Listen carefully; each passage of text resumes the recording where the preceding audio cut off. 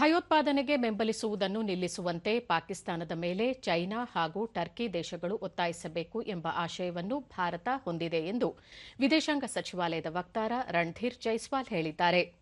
ದೆಹಲಿಯಲ್ಲಿ ಮಾಧ್ಯಮಗಳೊಂದಿಗೆ ಅವರು, ಟರ್ಕಿ, ಚೈನಾ, ಪಾಕಿಸ್ತಾನದೊಂದಿಗೆ ನಿಕಟ ಬಾಂಧವ್ಯ ಹೊಂದಿದ್ದು, ಈ ಎರಡೂ ದೇಶಗಳು ಗಡಿಯಾಚೆಗಿನ ಭಯೋತ್ಪಾದನೆಯನ್ನು ಬೆಂಬಲಿಸದಂತೆ ಪಾಕಿಸ್ತಾನಕ್ಕೆ ಸೂಚಿಸಬೇಕು ಎಂಬ ಆಶಯವನ್ನು ಭಾರತ ಹೊಂದಿದೆ ಎಂದು ವಿವರಿಸಿದರು.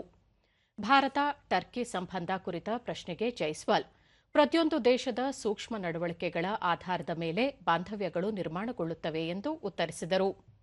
ಭಾರತದ ಆಪರೇಷನ್ ಸಿಂಧೂರ್ ನಂತರ ಪಾಕಿಸ್ತಾನ ಉದ್ವಿಗ್ನತೆಯನ್ನು ಹೆಚ್ಚಿಸಲು ಟರ್ಕಿ ನಿರ್ಮಿತ ಡ್ರೋನ್ಗಳು ಹಾಗೂ ಚೈನಾದಲ್ಲಿ ತಯಾರಿಸಿದ ಕ್ಷಿಪಣಿಗಳನ್ನು ಬಳಸಿತ್ತು ಎಂದರು.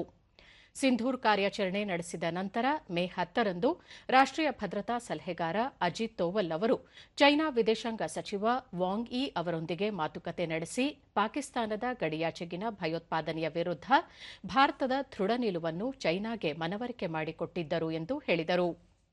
Convey our resolve to fight terrorism.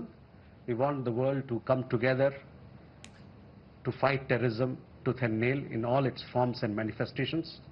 We want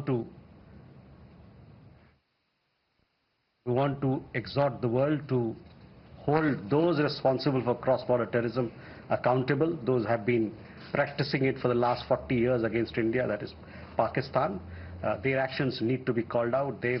They have to be held accountable for the terror attacks that they have carried out against India.